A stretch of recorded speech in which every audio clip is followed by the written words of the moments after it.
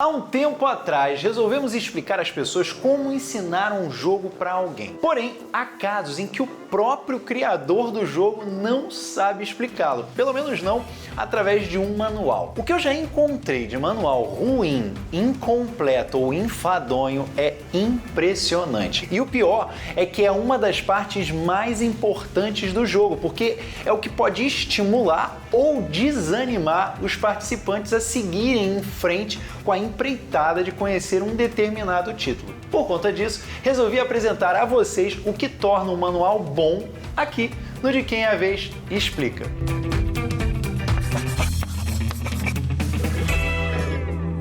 Aproveita que o vídeo está só começando e já se inscreve no canal e clica lá no combo todo de costume, principalmente no sininho. Ative esse bendito porque o YouTube mesmo não avisa para quase ninguém. Grande, pequeno, não importa. Tudo começa do começo. Em um manual, isso significa colocar um objetivo. O manual precisa deixar claro logo de cara por que as pessoas vão fazer todo o resto que está escrito nele, vulgo jogar o jogo. Ou seja, é necessário ter um sentido para tudo aquilo que está sendo lido. É o mesmo que acontece quando você vai explicar as regras para alguém novato. O pessoal vai querer saber por que ela precisa juntar uns azulejos portugueses ou pegar dados de DNA. E veja bem, não precisa ser um objetivo mecânico, que seria algo como ter mais pontos de vitória ao fim da partida. Ele pode ser temático, como possuir o mais belo mosaico com peças de azulejo. Entretanto, idealmente, é bom que ele contemple as duas possibilidades. Teoria é sempre importante para fundamentar bem o conhecimento, porém, fica muito mais fácil entendê-la com exemplos.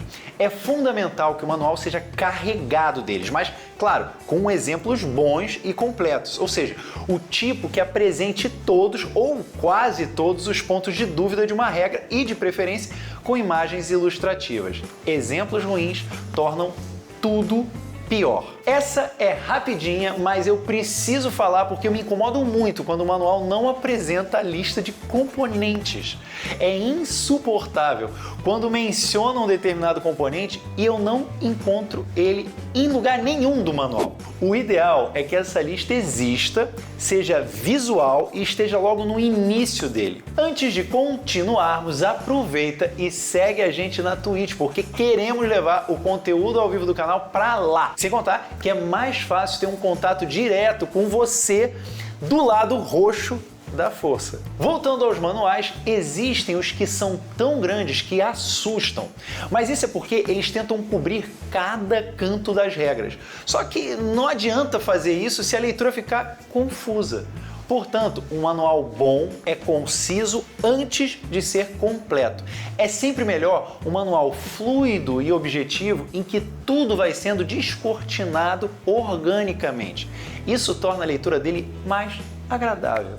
Mas e aqueles casos complicados e obscuros? Nessas situações, o ideal é que as informações sejam cobertas em uma seção à parte, normalmente chamada de FAQ ou guia de referência do inglês Rules Reference. Se bem que o bom mesmo, quando o caldo engrossa, é que isso seja colocado em um segundo manual para que fique claro para o jogador o que é essencial e o que pode ser aprendido com mais calma depois. Afinal, a primeira jogatina costuma ser de reconhecimento e não deve ser levada tão a sério. É a famosa vamos aprender jogando. Só com a prática é que as pessoas vão descobrir seus erros e acertos, além de buscarem se aprofundar mais no jogo e em suas estratégias. Aliás, um jogo recente que fez isso muito bem foi As Tabernas do Vale Profundo. Seu aprendizado foi dividido em 5 módulos, mas é óbvio que o jogo mesmo, para ser aproveitado em sua totalidade,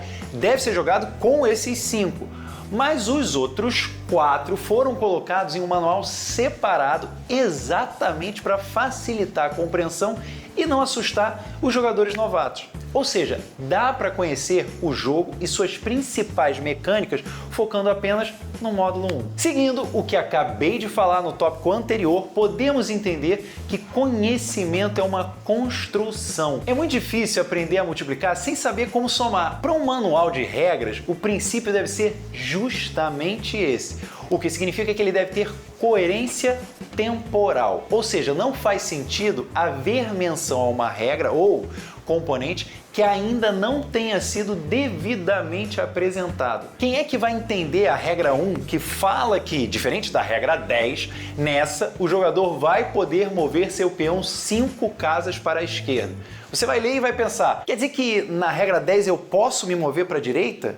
Para frente? Mas são 3 casas? Uma? Quantas? Flash forward é coisa de Lost, que já nem é mais uma referência, ainda mais 10 anos depois do fim da série.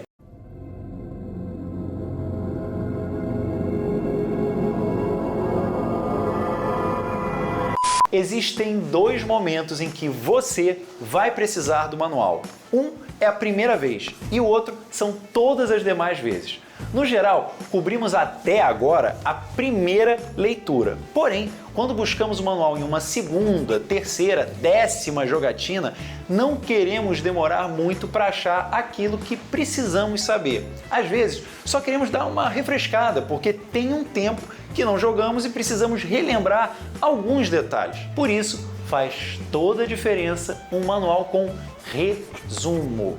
Para mim, o melhor exemplo de um excelente manual é o que a editora alemã Alea produz para os seus títulos, porque ele possui uma barra na lateral direita de cada página que destaca exatamente aquilo que o jogador precisa saber caso já tenha jogado o jogo pelo menos uma vez. Claro que esse resumo pode ser apresentado em um manual à parte também, mas a vantagem de estar no manual original é que fica mais fácil buscar a explicação mais detalhada caso sinta necessidade. Aproveitando essa ideia, um outro item importante no caso de manuais grandes seria um índice, já que ele torna mais fácil encontrar regras específicas.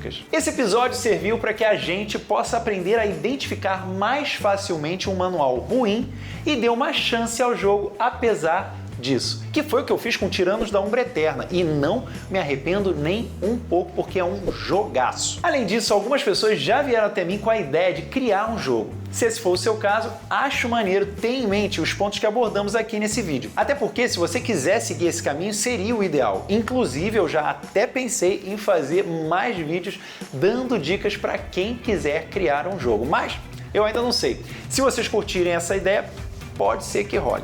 Qualquer coisa, joga aqui nos comentários para eu saber. Valeu, pessoal!